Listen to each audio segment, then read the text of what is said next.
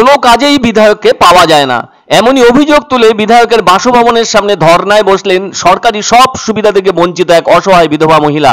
গ্রামীণ এলাকা থেকে শহরে এসে ওই ধর্নায় বসেছেন ওই মহিলা। এমনটা প্রত্যক্ষ করে সকলেই দুঃখ পেয়েছেন। চাঁচলে সেই তৃণমূল বিধায়কের নাম নিহার রঞ্জন ঘোষ। চাঁচলে শিশির কলোনিতেই বাড়ি বিধায়কের। আর ওই বিধায়কের বাড়ির সামনে ধর্নায় বসেছেন যে অসহায় মহিলা, তার নাম সাবেরা বেওয়া। স্বামী গত হয়েছেন এবং সন্তান থেকেও নেই। ওই মহিলা সরকারের বিভিন্ন সুবিধে পাওয়ার জন্য একাধিক প্রশাসনিক দপ্তরেও ঘুরেছেন, কিন্তু অভিযোগ এক বিন্দু কাজে সহায়তা মেলেনি তার কোনো দপ্তর থেকে, যা তাকে দারুণ দুঃখ দিয়েছে। সরকারি সব সুবিধে থাকলেও কেন কিছুতেই তাদের সুবিধে মিলছে না, এমনটাই ভেবেছেন ওই মহিলা সাবেরা বেওয়া। আর সরকারি একাধিক দপ্তরে বারবার ঘুরতে ঘুরতে তার জুতো শুকতলা পর্যন্ত ক্ষয়ে গেছে। শেষটায় তিনি ভাবলেন ভগবান দর্শনের মতো বিধায়কের দর্শন যেন পান। সেজন্য একটি ছোট্ট পোস্টার হাতে তৃণমূল বিধায়ক নিহার রঞ্জন ঘোষের বাড়ির সামনে ধর্নায় বসেছেন ওই অসহায় মহিলাটি। আর অদ্ভুত ঘটনা সেটি হলো দীর্ঘ 4 ঘন্টা ধর্না হিসেবে পার হলেও ওই অসহায় বৃদ্ধার সামনে একটি বারের জন্য দেখা করতে আসেননি তৃণমূল চাঁচলের বিধায়ক নিহার রঞ্জন ঘোষ। জানিয়ে যথেষ্ট চাঞ্চল্য ছড়িয়েছে মালদার চাঁচলে। আর এমন ঘটনাকে কেন্দ্র করে সামনে আসতে শুরু করেছে রাজনৈতিক চাপানুতর। তবে ওই ধর্নায় বসা অসহায় বিধবা মহিলা চাঁচলের হরিশ্চন্দ্রপুরের জাতীয় সড়কের ধারে ভগ্ন কুটিরে বাস করে আসছেন। লক্ষ্মীর ভান্ডার, বিধবা ভাতার জন্য একাধিকবার আবেদন করার পরও মেলেনি সেই সব ভাতা।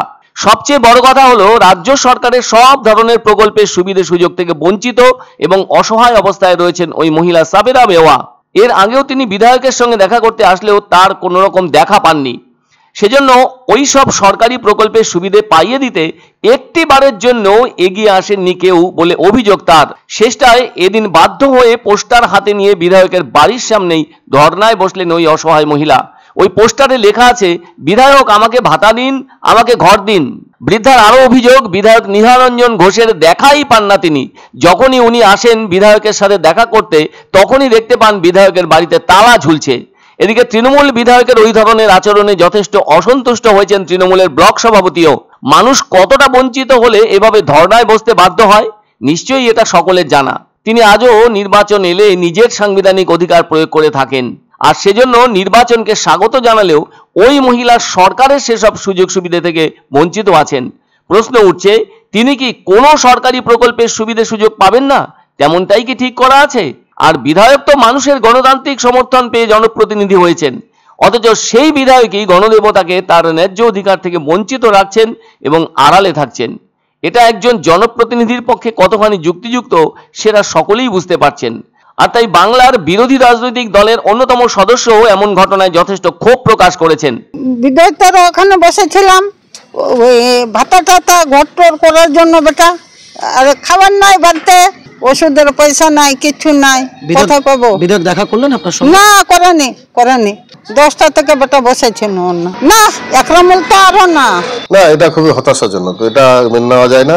একজন বিধায়কের বাড়িতে কেউ যাবেন এবং দেখা পাবেন না, এবং সেখানে যদি পবিত্র রমজান মাস চলে, রমজান মাসে একজন বৃদ্ধা বসে থাকবেন, অসহায় বৃদ্ধা, কিছু সাহায্যের জন্য, এবং পাবেন না, এটা খুবই হতাশাজনক।